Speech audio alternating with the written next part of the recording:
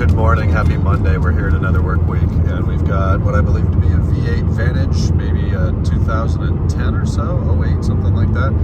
Beautiful and silver, cruising up to 15. Luke went up with my dad and Michael this morning. We're digging into a 2750 IL that needs a transmission. We have a rebuilt transmission in-house ready to install.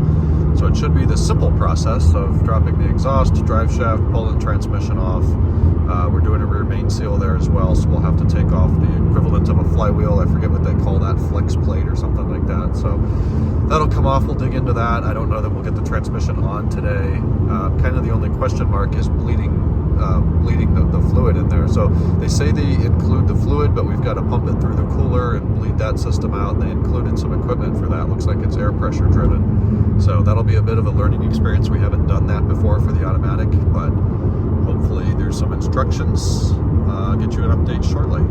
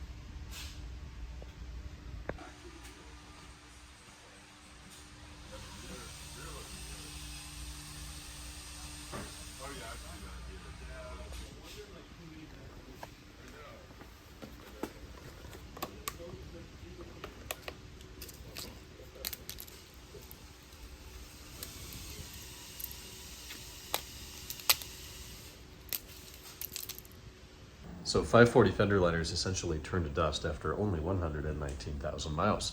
Pretty gnarly. I was able to score one of them at the old rate.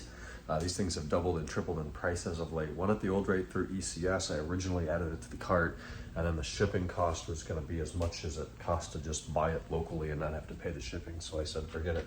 Then the next day I had to order a set of stainless brake lines for a customer, added those to the cart, then it shipped free. And I was like, what happens if I add the fender liner back in? And I did, and it shipped free. So I got a little hack there and got the one fender liner. Then I had to pony up a little bit for the other one. But front ones are done on the 540. Got new halo bulbs in today. The body colored trim underneath the headlights, one of them was missing a gasket, and the trim was really loose when I swapped the Euro headlights in. So I bought the gasket. There were none left from BMW. They're NLA, none of ECS, none of FCP, two at my local supplier. I bought both, paid out the ass in shipping, but I have them. Put one in, no more loose trim. Little things like that all work together to make a car feel well made and well serviced. So tons of other work today on the 750. Exhaust is off, drive shaft is out, transmission's off, rear main seal is in, the new one. We found that the cover plate above the rear main seal, that little coolant cover in the back, that was leaking like crazy. So we took that off. Of course, some of the bolts stripped out, broke off because it was all corroded. So we drilled them out and helicoiled it. So that's repaired as well as we can without replacing the block. Tomorrow, the new transmission, the flex plate flywheel thing will go in, then the new transmission. We'll get the drive shaft rebuilt, keep working on that. With any luck, we'll be done by the end of the week. So there's a million more things I can talk about on that front.